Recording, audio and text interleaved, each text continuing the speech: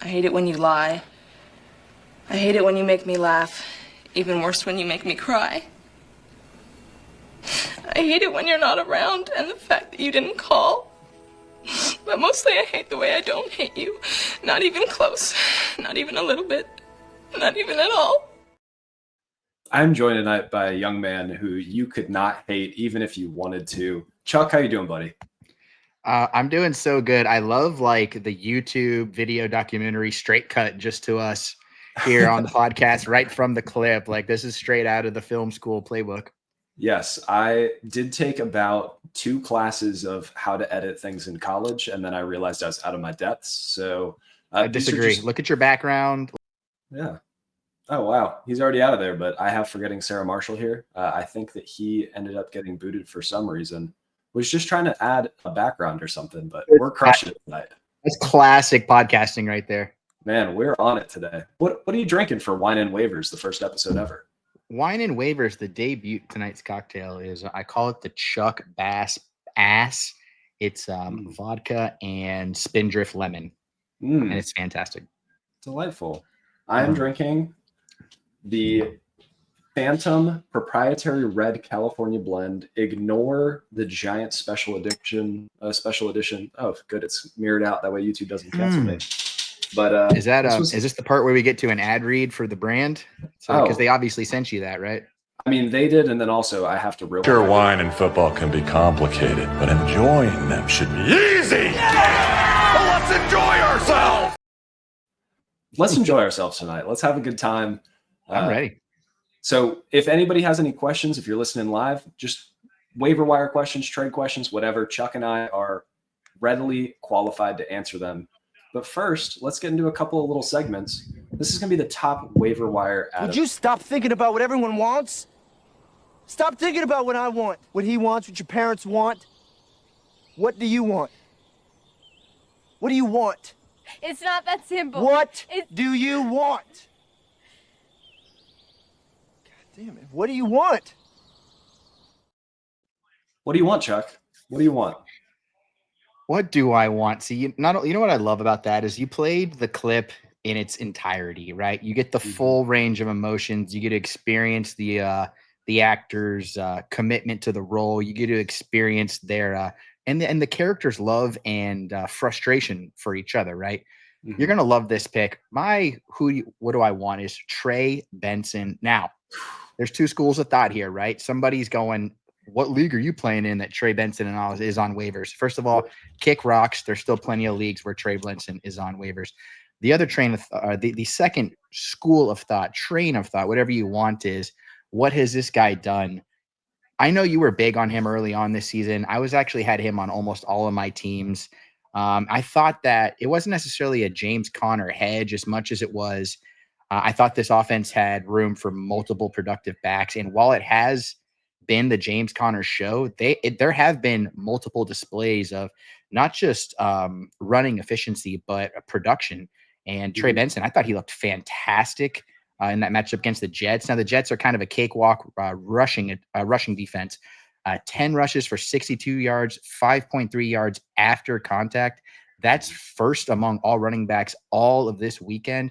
Just pretty hot stuff. And I thought he's looked really good in the limited role that he's had so far, which is an indicator of, a potential RB1 should something happen to James Conner. I don't think Amari DeMarcado has shown that he's that guy, that he's going to, be able to ring his way up the ladder. This is really just a guy that I believe in. And I think the opportunity is going to come. Yeah, no, I love him. If you guys want to check out more about my thoughts on Trey Benson, head over to the Fantasy Football Astronauts. I did a little write up on him there. And then if you want to watch my full film study, that's over on the Fantasy Football RPG channel, which you're probably on right now, or you're on Twitter laughing at us indubitably. But no, dude, I always want Trey Benson. We have a great question here. He needs 3. So this is, man, we're already getting into start sits for week 11. Hell yeah. Bateman, Irving, Monty, Addison at his flex. He needs 3 of them. Listen, you're resident Tampa Bay guy. Bucky has to be into the lineup. Yeah, Bucky has become kind of the focal point of the Bucs' entire offense, not just the rushing attack. He's done well against amazing run defenses. He's torched terrible run defenses. I think that he's going to be pretty much an auto flex going forward. I wouldn't say an auto RB1 or 2. An auto flex feels like a pretty safe space to be in. Monty is always going to be there for me. Here's where it gets tricky. Addison and Bateman is they are each other, right? They have different quarterbacks giving them different levels of what the hell's going on with this play right now. Sam Darnold has been called the white Lamar Jackson in many circles that I hang out in. I'm probably still going Addison. I hate to say that. It doesn't feel fantastic, but you can't. It's the same player. Yep. I was going to go Addison as well. I just think so. Ravens are playing the Steelers. It's November football. It's AFC North football. Yeah. Tootsie Pop. The line is right here. It's blacked out so that YouTube doesn't cancel me. We're all excited to talk a little bit about rom-coms and love around here, but I agree. Addison over Bateman. That's just the passing volume isn't going to be there in Baltimore, whereas we know it's going to be there in Minnesota. My notebook. What do you want? Top waiver wire out of the week. Audric Estime. Don't know where the hell this came from. Javonte Williams has had 12 or more opportunities in almost every game this year. He's had 15 or more in the last 3. And then he only had 3 on Sunday in a very close game against the Kansas City Chiefs. Look, Estime looks good. Love him a lot. I think he was a good prospect coming out. He just didn't get drafted very highly because he is a little slow in shorts, which, God, that really stinks. I mean, he's really good at football, but he can't run fast in a straight line in his underwear. So it's a toughie. Any thoughts on Estime the rest of the year? Estime is a guy that I've been struggling to figure out why he hasn't gotten more involvement in this offense for weeks now. And that's not really to say that Williams has, looked undeserving of the workload that he's just getting. I just kind of thought that every time I've seen Estime on the field, he's given me a level of excitement. He definitely runs with a little bit more power than anybody else they have. I mean, you can do things with them that you can't do with some of the other backs. And I mean, for a good reason, for a long time now, the breakout back on the Sean Payton offense has been like the white whale we've all been chasing. It's like the high that we all love, and it makes for a good soundbite. And the search engine optimization loves it. So I've been hoping for him. I mean, the viewers should know that Mike beat me to this one at the last second for his pick for this category. So I pivoted to Trey Benson because I love Audric Estime. It's a great ad. Yeah. What's funny is that if you would put Estime, I would have put Benson, and I put Estime, so you put Benson. So either way, that's how we do things. That's why we're best friends. God, I love you so much. You're the best. What's your favorite rom-com? Oh, this one was an easy one for me. You've Got Mail. Tom Hanks. Oh, okay. Meg Ryan, Dave Chappelle. I mean, this is just a classic. It's really like, for me, when You've Got Mail is on, not only am I going to watch it, but I feel like that's when America peaked. That time period, New York was, there weren't still there were no scenes where like a homeless guy was pissing on a guy who was masturbating. Like it was just like peak New York. People could walk the streets safely at night and go get books at the bookstore the next day. I just love every bit of it. People want to romanticize New York. Tim Dillon recently on his podcast was like, stop putting homeless people in movies. I think we should put more homeless people on our podcast. If you are homeless and you're listening to this, please. Yes. DM me. Come on. We are a high tide raises all boats, and we want to be your tide. Yes. We want to be the wind beneath your wings. Exactly. My favorite one is About Time. There's just something about a time traveling love affair with Rachel. This is the fantasy guy, and you can't help yourself. You cannot help yourself but to pick a time traveling movie. It's so good. My second favorite's The Vow, and I realized when I was making clips for this, it's just a lot of Rachel McAdams for very good reasons. Yeah, you're getting. See, I'm noticing a trend here. Okay, well, let me ask you this while we're just on the subject. What would your wife say? What would the answer to that question be? She knows, and she would say it's about time. Okay, nice. Oh, but her favorite rom-com. Man, that's a tough one. I want to think The Proposal. Ryan Reynolds, little Sandra Bullock. Alaska. Staple. Yeah. So here's one more question. Then I will not. Is The Parent Trap a rom-com? I think scholars debate. As a divorced family child, I think it just brings up too many raw emotions to be a rom-com. No. It's more just rom sad. It's But like a psychological thriller. Yeah, I got it. I think if you're watching it as a single family, nuclear family like the 1950s intended, it could be hilarious. I can't move past that trauma. What about you? So you see, you're noticing that like I like You Got Mail, Parent Trap. I'm talking about like I'm hearkening and longing for the olden days of the American society. Give me that suppressed sexual energy. I love it. Okay. Well, speaking of sexual energy, Okay. I thought this phone was old and shit, but suddenly it's my most valuable possession. You really like me?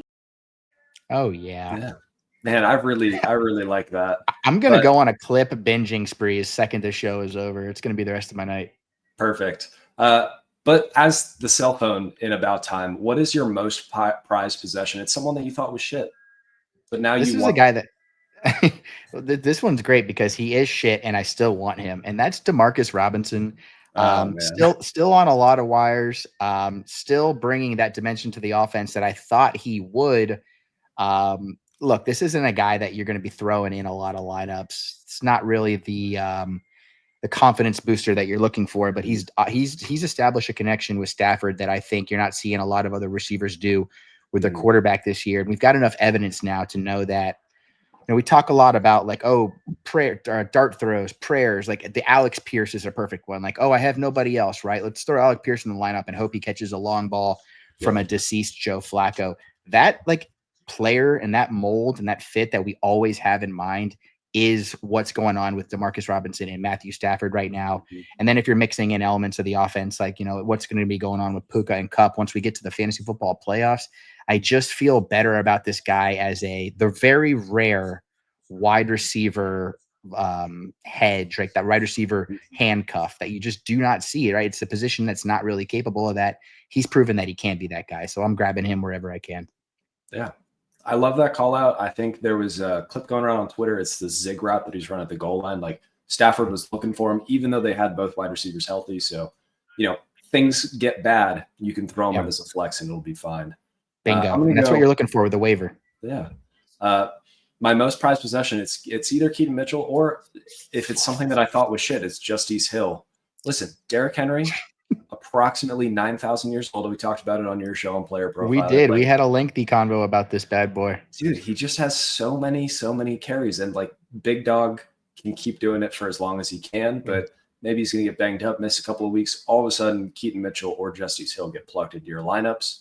Yep. It's somebody that I want for the playoffs just in case. I hate it when you lie. I hate it when you make me laugh. Even worse when you make me cry. I hate it when you're not around and the fact that you didn't call. But mostly I hate the way I don't hate you. Not even close. Not even a little bit. Not even at all. I had to cut you off. I wanted to see that clip again. Dude, I can't get enough of that, man. It's a Heath Ledger callback. You know what really always rubbed me the wrong way about that movie, and it's nobody's fault. I guess it's more of a writing thing, is I do feel like she fell for him that hard too quickly for her character development, right? She was kind of this like standoffish, callous. Now, you could make an argument that because she's never experienced the joy of love or even like a nice hand jibber every now and then, that maybe she is more susceptible to falling head over heels quickly.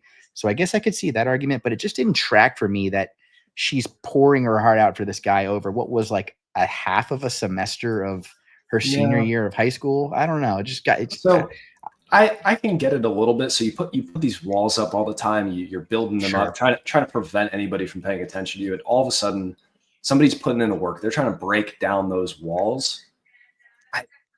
It's easy for you put on that hard exterior, but once the walls break a little bit, they all come crumbling down. So that made sense to me personally. Okay, that's fair enough. I do, to get to the point that you just absolutely cut my balls off with. I think one of the best things that can happen for a guy that you're excited about on the waiver is that his first week back is a dud.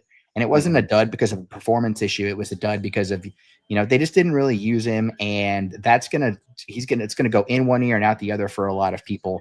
I think his only live shot that I saw was like a 3rd and 1 handoff that I think got called back for a flag. And then they didn't have him in on the next play, or they punted. So basically unused. So he's going to slip through a lot of people's radar, but you weren't playing for right now. You're not even playing for, like you said, this is a guy for later in the year. You're playing for down the road. The best thing you can see is him just not being even remotely an option for a lot of people that you're competing against. Yeah. We want to stash guys that are going to be valuable and you can plug and play them later. Like, you're not going to have time to wait a week and see. If Derrick Henry goes out, you're going to plug in Ravens running backs and you're going to twist your fingers and hope for the best. But play the 10 things I hate about you. Who's a player that you should hate? You have 10 things that you hate about him and you should drop them, but you just can't. I just can't. And you know what? It's basically all my lineups everywhere, right? It's like every single player sans like Chuba Hubbard, which is such a perfect little transition into this. It's Jonathan Brooks. Look, I didn't hold on to, I know, I didn't draft Jonathan Brooks with the hubris that I'm going to be able to unleash this guy in my league week 6, 8, 10, what looks like 12 now. I'm just that delusional and I'm just that cocky to think that when this guy is ready to go, when he's had 5 consecutive days of full practices and he's handled the workload, I can't drop him because it's a white flag I'm not personally capable of admitting to yet. So the problem with this one is that if I am proven right and he does end up being an asset, it comes at the cost of a guy who's done so good for me all year and all my other leagues falling off a little bit. So it's like a catch-22 scenario. But come on, Mike. Is he going to do nothing all year? Is he going to do nothing? If he does nothing all year, like, hilarious. We rewind. It's great content. It's great content. They're like, hey, he's going to be ready for training camp. Don't even worry. He might even be active week 1. And we're all like, hell yeah, draft him. Top 50 pick. Offense that wants to establish the hell out of the ball. Bad quarterback. Check downs galore. And then he's not ready. And we're like, that's fine. That was baked into the price. Don't even worry about it. Give him another month. And then he's not ready a month later. We're like, that's fine. A little bit of setbacks. It's good. It's good. They're being cautious. That means he's going to be 100% when he hits the field. He's hitting the field. And now, brother, it's like mid-November, and he might play this week. Dude, the gaslighting is unbelievable. The fact that still, just kicking the can. It's so funny because you hit all the beats of like exactly what I was thinking. I'm like, oh, this is an adult coaching staff who isn't rushing a player back from injury. Like Breece Hall came back from yada yada, like all the classic cliche textbook excuses you could ask for. I was spitting them out, and I will continue to do for the rest of the year. I will continue to do it for the rest of his career because Chuba Hubbard signed a $1 bajillion contract. Dude, $50 million running back room for the 3-7 Carolina Panthers. Let's go, man. If there's not a good way to build your roster, it's that. But somebody that I hate that I just can't drop, it's Deontay Johnson.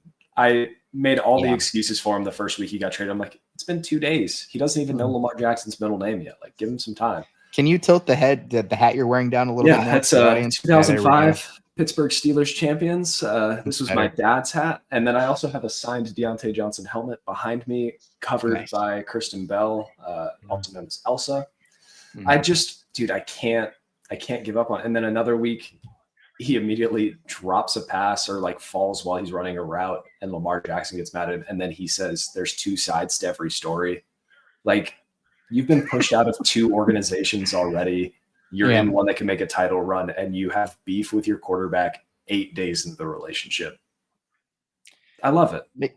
I love it too, honestly. We don't, because like with Diggs out for the season, Brandon Ayuk out for the season, we don't really have this like wide receiver who's leading the league in drama. Like Michael Thomas is still trying to be that guy, even though he's not on the team. He's still trying to pipe in on Twitter and blow shit up. We don't really have that. The enemy speaks softly and carries a knife guy. Oh, he's here. He's here, and he has been here. This perfect rom-com. Like, he's been here all along. We've been looking for him elsewhere. No, he is here. And I'm with you. I still think that there's an opportunity for somebody on this offense to, a chain mover. They don't have chain movers. They have a bunch of guys who know to run around for about 10 seconds while Lamar scrambles his ass off. And look, they're winning games and they're putting up points in ways that we haven't seen done in a long time. But I don't know how sustainable that is when it comes to those weeks 11 through 17, when you're still 3 games back behind the Chiefs, you're fighting the Bills for a playoff spot. I mean, they traded for him for a reason. I think they know that, and I'll be interested to see how they fold him into the mix. Yeah, every time that I see him tweet, throw his head down on the field, I just remember this Stephon Diggs tweet. I'm never the bigger person. I'm not letting shit go. Like, that is him in a nutshell. Also, we have Malik Washington with a touchdown. Dude, this is the best screenshot of a podcast I've ever seen. We have both of us on here, the background, Stephon Diggs, and then we have the comment. I hope that you cap this because this is some amazing, amazing work. Somebody screenshot this and tag us. This is peak content. I know what I'm doing. Please tag my college video. You got TikTok jealous on this, mofo. God, this is good. But while you guys are here, like, subscribe, go over, follow Chuck. His @ is right there because he rules. He's Brat. I think that means good. Is Brat good? Brat's having a tough time right now because it was pretty sweet about 2 weeks ago, but right now it's pretty damn low. Brat summer is over. It is now cuffing fall and winter. But I got to ask you a question. And we got one more clip, and we're going to call it a night and go watch some football ourselves. What is the best week of NFL football? You know, this one really depends on your emotional stability, right? For the most emotionally unstable person, it's week 1. For the most emotionally stable person, it's or for the most emotionally, the actual emotional. You can tell that I'm the Chuck Bass ass is getting to me right now. It's getting to me really good right now. I would say that week 7 felt like the best. It felt like that's when teams started to be handcuffed with how much they didn't want to show for the rest of the season, and they really had to start letting things fly. Thought the Thursday night football game started picking up. I think the passing offense started picking up, and people started to adjust to the defensive formations that were just crushing the beginning of the year. They were just shutting shit down, and we've seen kind of the offense counterpunch, right? You know, Voldemort attacked, and now we're seeing Harry Potter, you know, who took down, who was the original person that disarmed Draco Malfoy. It was Harry Potter. We're starting to see that, you know, fly into full effect. Because also that's kind of when, you know, week 7 fantasy wise is when you kind of know, right? You're like, am I going to be scrapping and fighting for the rest of the year, or am I going to be fighting for the 1 or 2 seed? You almost always know by week 7. So it's a really it's a hinge week, and I think a lot of things play into that. Not as many guys as injured. That's my answer. What about you? Yeah, I was going to say somewhere in the similar range, like 5, 6. I think week 2 to 4, it's too early to victory lap. It's too early to know if you were right. It's too early to know your player takes, your team takes, see how things are shaking out. Like, it's early. Sure. Derek Carr Saints were Super Bowl contenders week 3. Now look at us. So I really like that early part of the season where your youthful joy is still alive, but your takes are right. Dude, that's such a great call. People were comparing the first 2 weeks of the Saints to like the 99 Rams greatest show on turf. Yes. And now to full circle that, we've got some MVS questions in the chat that I'm seeing. Yeah, you want to hit that? I want to say, my advice to you guys would be definitely don't do that.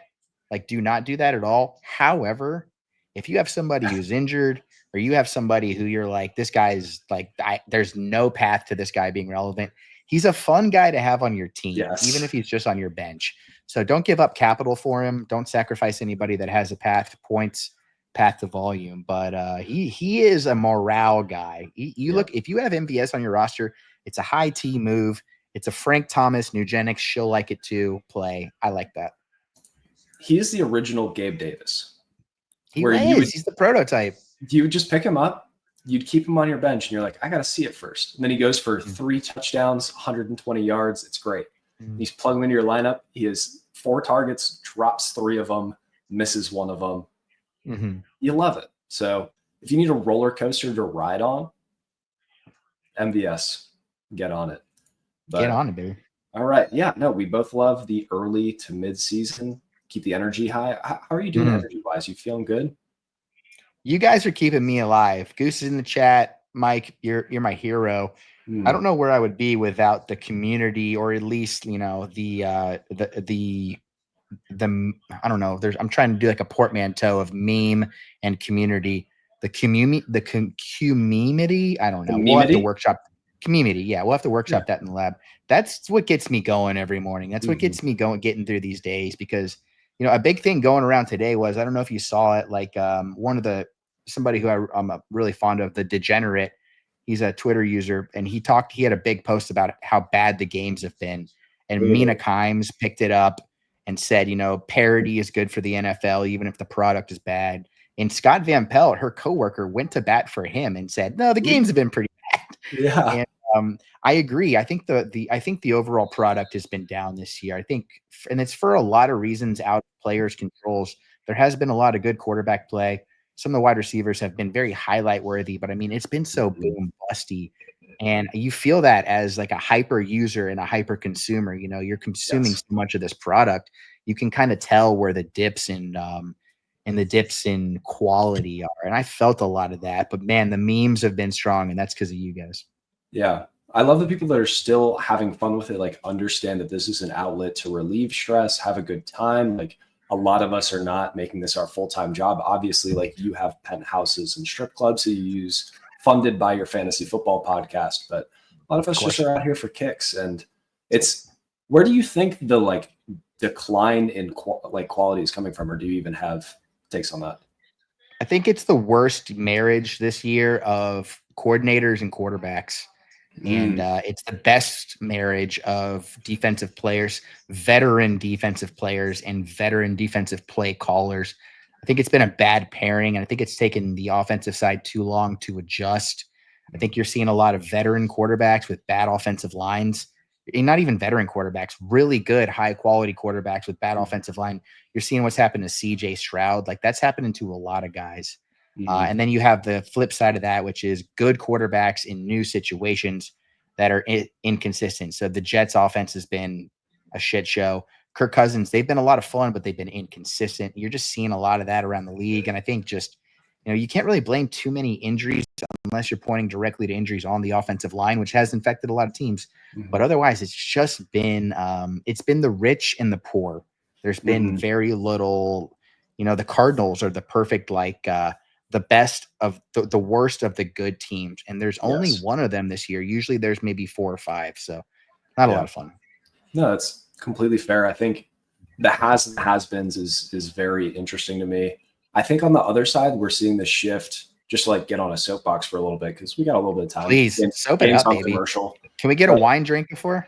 Yeah. Actually, I just finished my glass. Let me pour another one while we do this. Yeah. But I'm going to drink the entirety of the time that you're pouring that glass. Lovely. So there's this idea in game theory that over time, everybody will reach the most optimal strategy. And then it just comes down to a thing of blind luck. Like, we're seeing the very good teams move to this very optimal strategy. So rather than Patrick Mahomes throwing deep balls to Xavier Worthy, which is awesome and sexy, and we're all fired up. Cheers.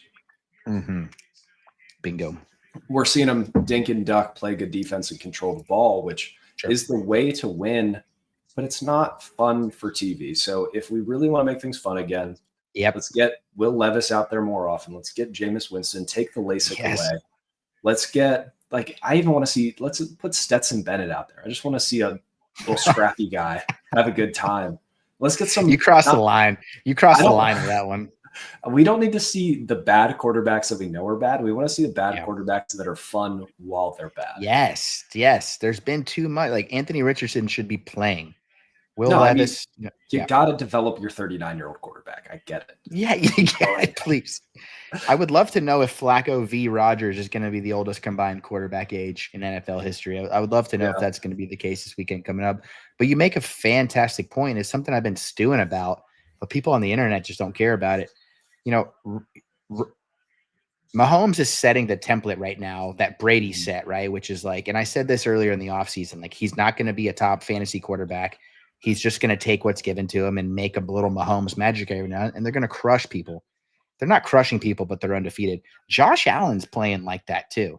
The best quarterbacks in the league are playing like that right now. It's kind of like they're throttling down until they need to throttle up instead of just having their foot down on the pedal all the time, which is what we want them to do, because I want excitement over wins, and they're mature enough as competitors to know that they don't necessarily need that. Even Joe Burrow a little bit, who's having a great season, but I mean, you've noticed these kind of changes in their game, and of course they're all close to the same age, so they're just hitting that wall at the same time.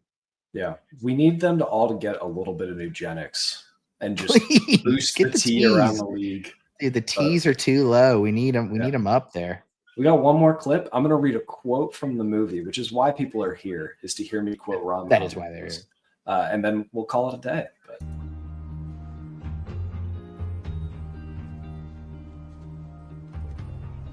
Hi. Hi. man, so just before that, she had So lost her So entire good. memory.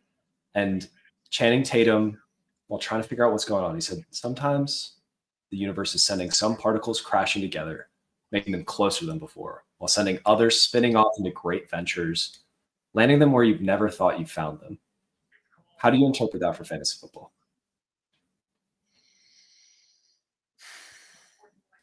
Well, one of them is probably taking Christian McCaffrey as a deep bench stash as the first Yeah. overall pick, a Big particle brain that you could basically I had written off 4 weeks ago as somebody that was never going to be in my life again, and now he's the fulcrum of my entire lineup.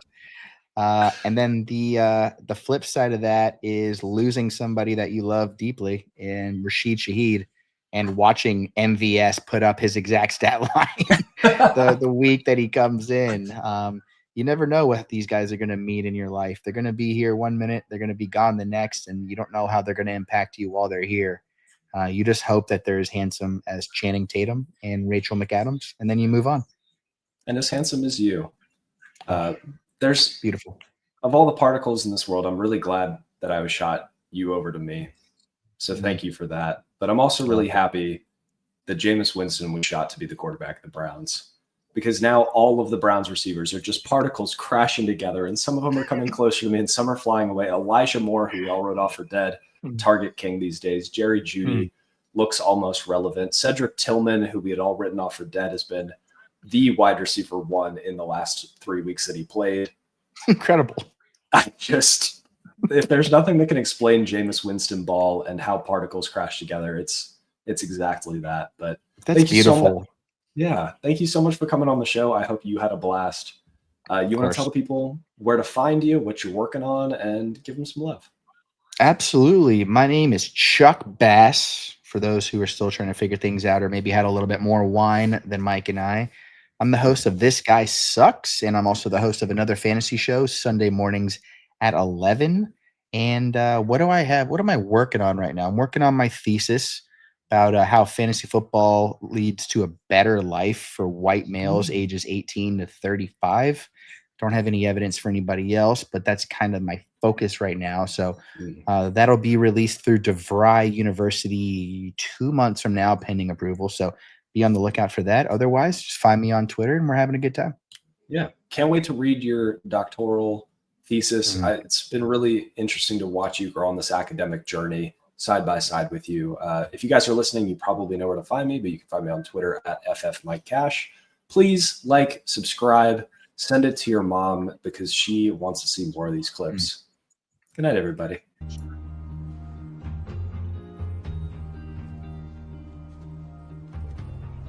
Hi.